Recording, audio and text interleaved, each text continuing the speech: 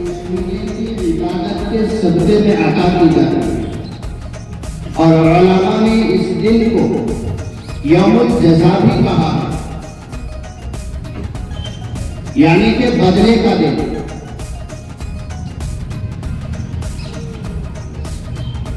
اسی سلسلے میں نے آپ حضرات کے سامنے اللہ رب العزت کی ایک آیت کریمہ اور آپ صلی اللہ علیہ وسلم کی دو حدیثیں پڑھی ہیں۔ دعا کیجیے کہ اللہ رب العزت مجھے صحیح کہنے اور ہم سب کو اس پر عمل کی توفیق عطا فرمائے۔ جو حضرات باہر گھوم رہے ہیں، عید ہوتی ہے، تہوار ہوتی ہے، اللہ نے اس امت کو دو عیدیں عطا فرمائی ہیں، ایک عید الفطر اور دوسرا عید الاضحیٰ۔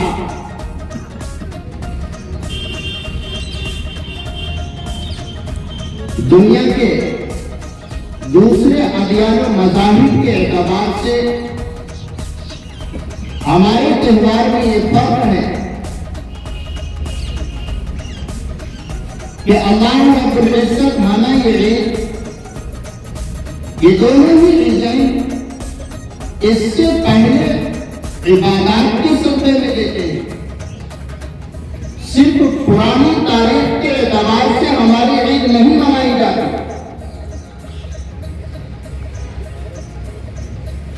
کہ پرانے کسی واقعے سے منسلک ہو کر صرف عید منا لیا جائے، ایسا نہیں ہے، بلکہ پورے ایک مہینے مسلسل ہم صبح صادق سے لے کر غروب آفتاب تک روزہ رکھتے ہیں، رات کو قیام کرتے ہیں، تراویح میں قرآن کریم کو سنتے ہیں، تراویح پڑھتے ہیں، پھر صبح صادق سے پہلے 1-1.5 گھنٹہ پہلے اٹھ کر ہم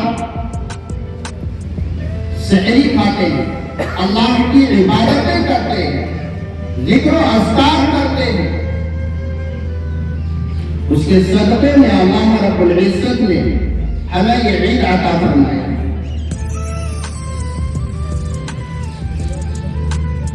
میرے محترم، اس ماہ مبارک میں ایک فرض کا ثواب 70 فرائض کے برابر کر دیا جاتا ہے، اور ایک نفل کا ثواب فرض کے برابر کر دیا جاتا ہے۔ 1 روپیہ اگر کوئی صدقہ کرتا ہے تو اللہ رب العزت انہیں 70 روپے صدقہ کرنے کے برابر ثواب عطا فرماتے ہیں۔ اسی لیے ایمان والوں کا یہ خاصہ رہا ہے کہ اپنے مالوں کا زکوٰۃ اس ماہ مبارک میں ادا کرتے ہیں۔ اس کی مقدار متعین ہے کہ 7.5 تولہ سونا ہو۔ گراموں کے موجودہ اوزان یعنی گراموں کے اعتبار سے دیکھا جائے تو 87 گرام کے قریب بنتا ہے۔ اگر اتنا سونا کسی کے پاس ہے تو اس پر زکوٰۃ فرض ہوتا ہے۔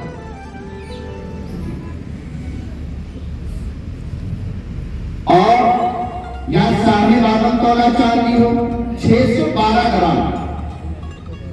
گراموں کے اعتبار سے 612 گرام چاندی ہو تو اس پر زکوٰۃ فرض ہوتا ہے۔ اب دونوں کی قیمت کو لگائیے تو الگ ہے۔ اگر آپ سونے کے اعتبار سے دیکھتے ہیں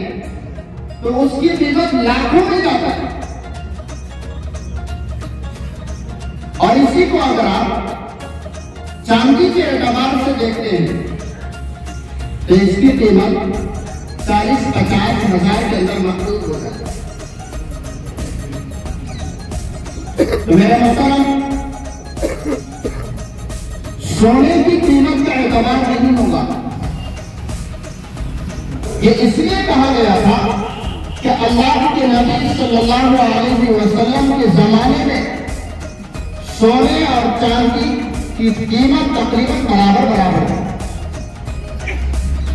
52.5 चांदी, 7.5 तोला सोने की कीमत बराबर थी। लेकिन आज के वक्त में सोने की कीमत आसमान से छू गई है, जबकि चांदी अभी तक जमीन पे है। हजरात फुकाहा ने इसमें गौर और फिक्र किया और नतीजा ये निकाला कि अगर आपके पास 52.5 तोला चांदी की कीमत इतनी रकम है, इतने माल है, तो ज़कात फर्ज हो।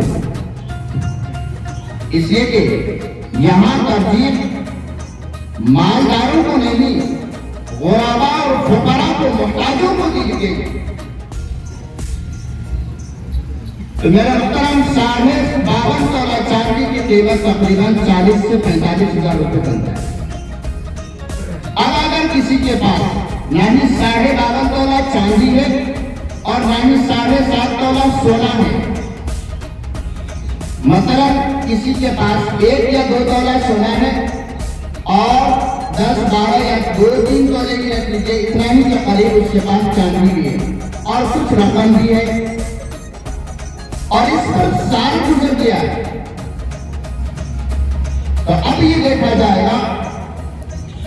कि तमाम जरूरियात की जिंदगी से जो रकम बच गए हैं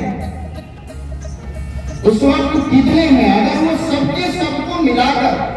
52.5 तोला चांदी की कीमत यानी कि 40 हजार रख लीजिए, इतना पहुंच जाता है, तो उस पर ज़कात फर्ज होता है। उसका 40वां हिस्सा ज़कात फर्ज होता है, या ये कह लीजिए कि 2.5% ज़कात फर्ज होता है। दूसरी चीज है सदाकातुल फित्र। इससे पहले मैं आपको बता दूं, हमारे तकरीबन 20 भैंसों पर 1 साल का भैंस का बच्चा लगता है। 40 बकरियों से लेकर 120 बकरियों तक 1 साल की एक बकरी लगती है या बकरा। ये सारी चीजें जहन नशीं कर रहे हैं। ये ऐसी चीजें हैं जिससे हम लापरवाह हैं। मकानात है हमारे पास जाए, रहने के लिए जगह है, लेकिन उसके अलावा हमने मकानात बना रखे हैं, उसको किराए पे लगा रखे हैं, तो उस किराए से जो हमें बच रहा है उस पर ज़कात है। या प्लॉट खरीदी है और नियत यह है कि हम आगे इसको बेच देंगे, तो अब के वक्त में, मौजूदा वक्त में जो उसकी कीमत होगी वो उस पर ज़कात वाजिब है। या अगर आपने जमीन खरीदी है और उस जमीन में पैदावार वाली जमीन है, फसल वाली जमीन है, तो उस फसल पर उश्र वाजिब होगा, ना कि उस पर ज़कात।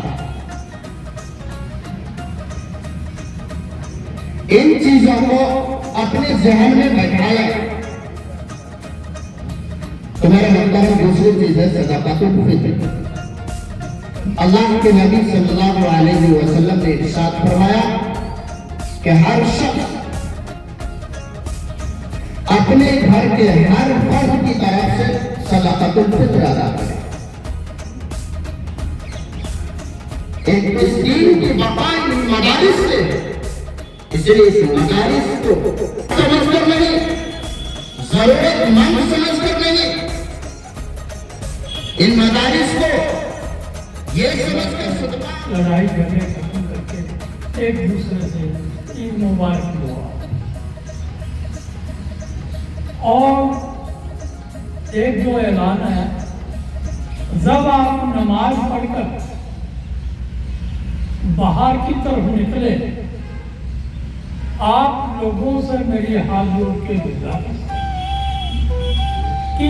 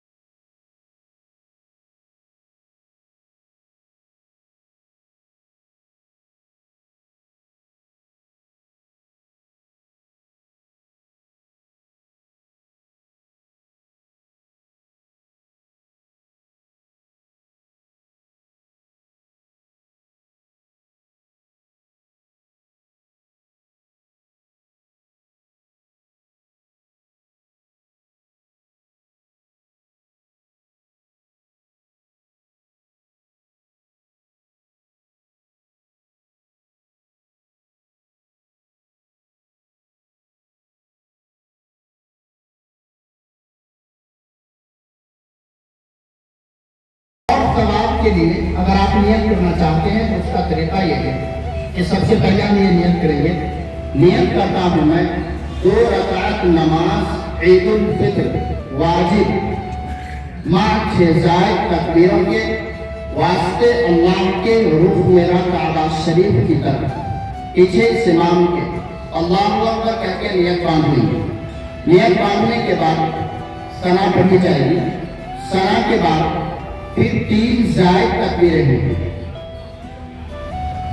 پہلی 2 تکبیروں میں کانوں تک ہاتھ اٹھا کر اللہ اکبر کہہ کے چھوڑ دیں، تیسری تکبیر میں کانوں تک ہاتھ اٹھا کر باندھ لیں گے۔ پھر اس کے بعد سورہ فاتحہ پڑھی جائے گی، سورت پڑھی جائے گی، جیسے عام نماز ہوتی ہے ویسے ہی نماز ہوگی۔ پہلی رکعت مکمل ہونے کے بعد جب دوسری رکعت میں کھڑے ہوں گے تو سورہ فاتحہ پڑھی جائے گی، سورت پڑھی جائے گی، اس کے بعد رکوع میں جانے سے پہلے 3 زائد تکبیریں ہوں گی اور تینوں تکبیروں میں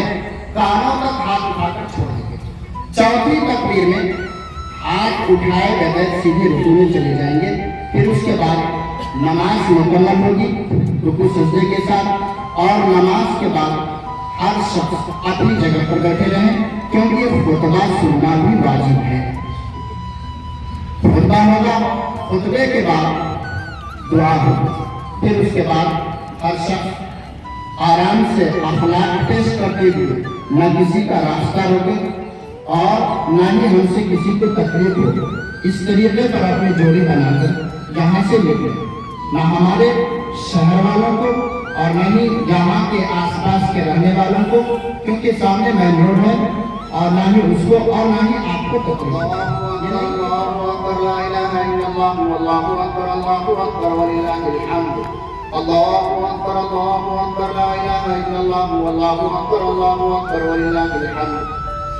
الحمد لله الذي زين السماء بالكواكب وزين الملائكة بجبرائيل وزين الأنبياء بمحمد المصطفى صلى الله عليه وسلم وزين الجنة بالحور والقصور وزين القبلة بالكعبة الشريفة وزين الكتب بالقرآن وزين القرآن ببسم الله الرحمن الرحيم وزين الأيام بيوم الجمعة وزين الليالي بليلة القدر التي هي خير من 1000 شهر وزين الشهور بالشهر رمضان الذي أنزل فيه القرآن هدى للناس وبينات من الهدى والفرقان أشهد أن لا إله إلا الله وحده لا شريك له شهادة ينال بها الشاهد دار الرضوان وأشهد أن سيدنا ومولانا محمد عبده ورسوله الذي دعا الخلق إلى التوحيد والإيمان اللهم صل وسلم عليه ما طلع النيران وتعاقب المروان في القضاء والعمران أيها الناس قد مضى أكثر شهر رمضان كما ستمضي بقية الزمان فمرحبا بالسابقين حين تبرهان الوداع يا شهر رمضان شهر القيام في ليله ورحمة ورضوان الوداع يا شهر رمضان شهر قال فيه حبيب الرحمن من صامه وقام فيه إيمانا واحتسابا غفر له ما تقدم من الذنوب والعصيان الوداع يا شهر رمضان شهر فيه للصائم فرحتان فرحة عند إفطاره وفرحة عند لقاء الرحمن الوداع يا شهر رمضان لكل طاعة جزاء وبه يجزي الرب والمنان الوداع يا شهر رمضان شهر فيه ليلة خير من 1000 شهر بالعبادة والقيام الوداع يا شهر رمضان ولخلوف فم الصائم أطيب عند الله من ريح المسك يجده أهل الإيقان الوداع يا شهر رمضان شهر أوله رحمة وأوسطه مغفرة وآخره عتق من النيران اللهم صل على محمد وعلى آل محمد كما صليت على إبراهيم وعلى آل إبراهيم إنك حميد مجيد اللهم بارك على محمد وعلى آل محمد كما باركت على إبراهيم وعلى آل إبراهيم إنك حميد مجيد رب اجعلني مقيم الصلاة ومن ذريتي ربنا وتقبل دعاء ربنا اغفر لنا ولوالدينا وللمؤمنين يوم يقوم الحساب لا إله إلا أنت سبحانك إني كنت من الظالمين اللهم إنا نجعلك في نحورهم ونعوذ بك من شرورهم ربنا آتنا في الدنيا حسنة وفي الآخرة حسنة وقنا عذاب النار ربنا ظلمنا أنفسنا وإن لم تغفر لنا وترحمنا لنكونن من الخاسرين رب اکثر گناہگار ہے خطاکار ہے اقراری مجرم ہے عاجز ہے یا رب العالمین قاصر ہے یا اللہ تو قادر ہے یا اللہ تو خالق ہے یا رب العالمین تو مالک ہے یا اللہ تو مالک الملک ہے تو احکم الحاکمین ہے یا اللہ تو بادشاہوں کا بادشاہ ہے یا اللہ تو ہمارے حال پر رحم فرما یا اللہ تو غفار الذنوب ہے ستار العیوب ہے یا اللہ ہمارے گناہوں کو معاف فرما دے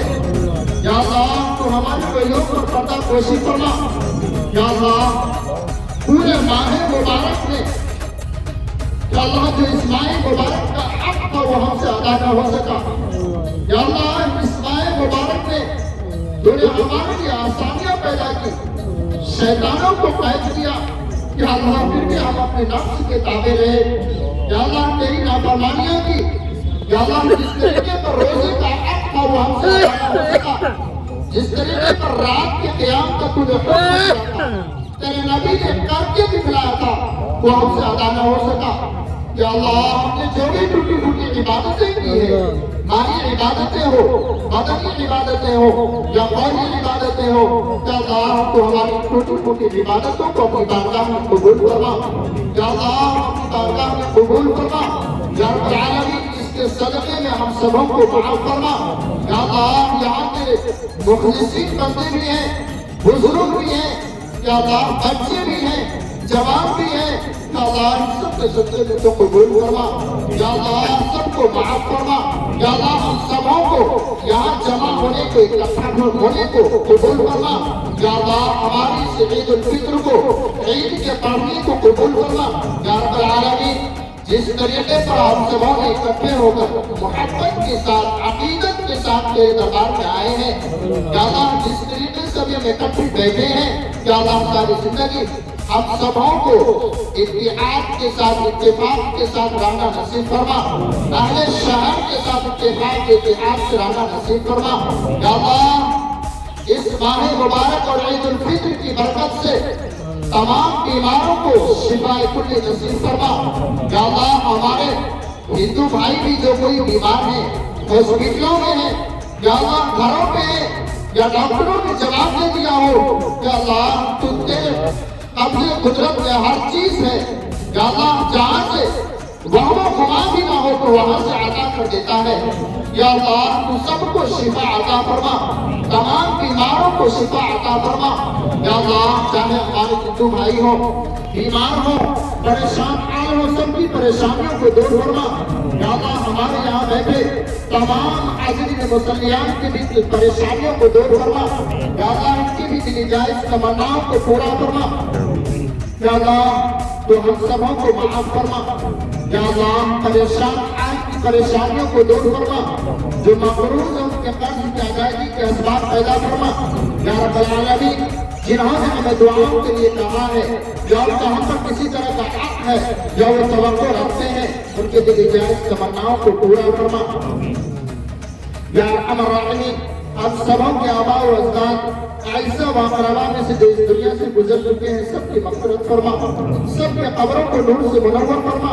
یا اللہ اس ماہ مبارک کی عبادتوں کے صدقے میں تو ہم سبوں کو اپنی رضا نصیب فرما یا اللہ تو ہم سبوں کو اپنی رضا نصیب فرما یا اللہ تو اپنا رضا نصیب فرما تیرے در کے علاوہ کہاں جائیں یا اللہ تو ہی عزت و ذلت کا مالک ہے یا اللہ تو ہمیں عزت والی زندگی السلام علیکم